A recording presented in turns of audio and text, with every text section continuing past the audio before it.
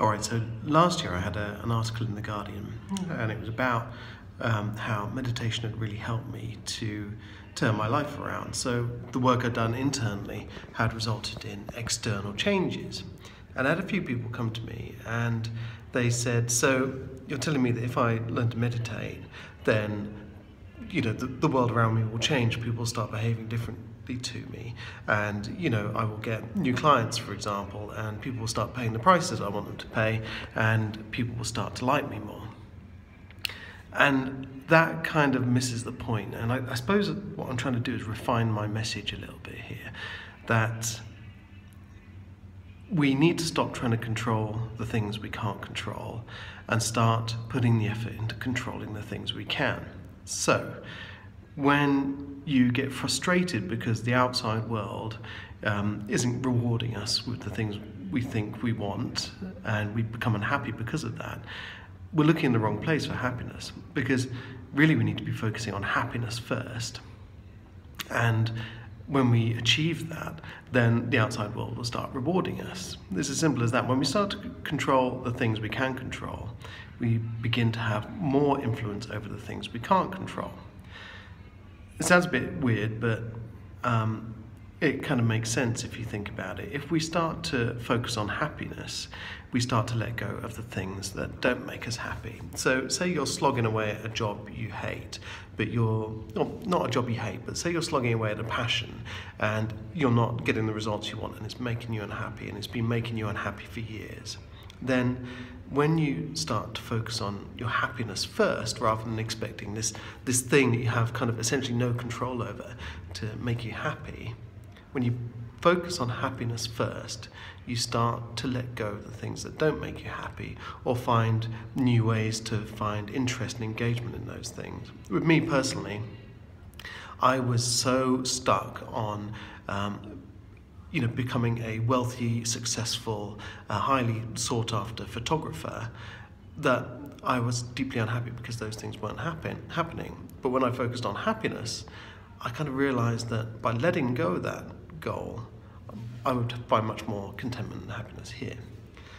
And we also need to understand that there's a kind of holy trinity of mind, body and spirit.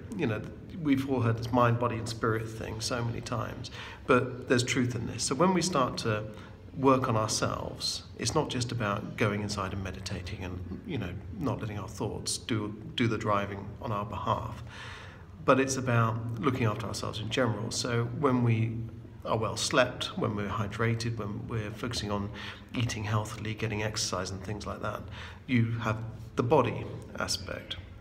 But the thing with the body aspect is it influences the mental aspect. So there's your mind. So when you're hydrated and you're exercised and you're well rested, your mental acuity is much better. You're sharper, you can make better decisions, you're less anxious. And then we start to get into the spiritual aspect as well. So, when your mind is sharp and you're self-aware, you start to feel better in your spirit here.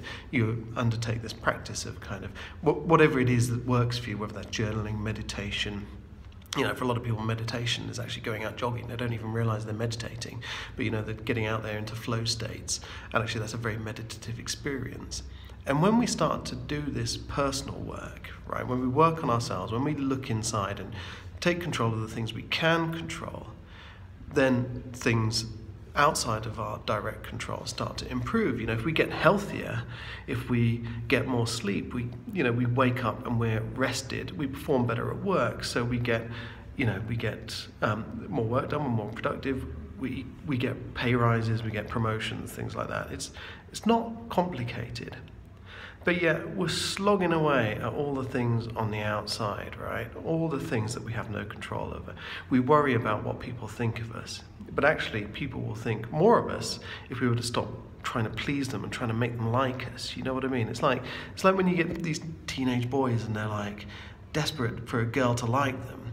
But really, if they started liking themselves a bit more and started looking after themselves, then girls would take more interest, And it's like there's this kind of mental block that we have where we'd be much better off serving our loved ones if we looked after ourselves first. I had a podcast the other day with the amazing Leanne Perot, and in her book called Take Control, she says the best thing you can bring to a relationship is a happy, healthy you. Do the work in here, do the hard work to make yourself better, and then your relationship with the world around you will improve. Okay, so it's not complicated, it's not difficult, but it seems kind of a little bit paradoxical. And this isn't mystical. It's not, spirituality is of the spirit. When you say to people, that's the spirit, it's this kind of attitude, this internal energy. It's not about crystals and fairies and Stonehenge and all that kind of stuff. Spirituality is part of that kind of trinity of mind, body, and spirit. If you can work on all of those things and they all relate to each other, then you're halfway, more than halfway, to being happy and content. And when you make that your goal first and foremost, that's when everything else starts to fall into place. So you're happy on the inside, the things you want on the outside start to happen. I hope that makes sense, because that is the kind of message that I'm working on, and I've been trying to spread over these 100 plus videos, and in my books, and in everything I do, all the blog posts I write.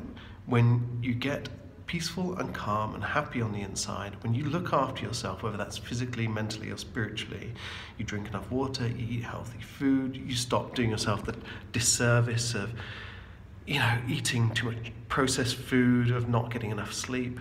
When you start to really nurture your own energy and potential, that's when things start to fall into place for you. Okay, and let go of those things that are bringing you unhappiness. We're tied on and we're holding on to these things. We're saying, I will be happy when I achieve this, or when I buy this, or when I can own this, or when my football team wins. We have no control over this stuff. We have control over ourselves. That's what it's all about. Just being better, nurturing ourselves. Stop sacrificing. Stop, putting yourself in harm's way for the benefit of others, because actually you're doing yourself a disservice.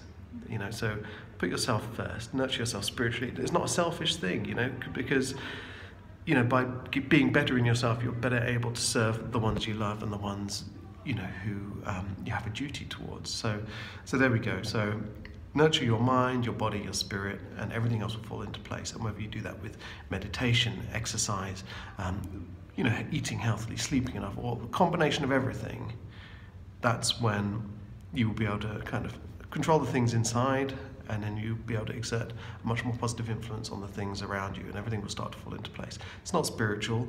I mean, it is spiritual, but it's not magical, It's not mysticism. It's not anything about fairies or gods or law of attraction or anything like that. Just, it's basic logic from my perspective. So there you go. So there's a thought for today. Become self-aware. Nurture yourself. Control the things you can control, and the things you can't control will start to fall into place. Hope that helps. All right, cheers.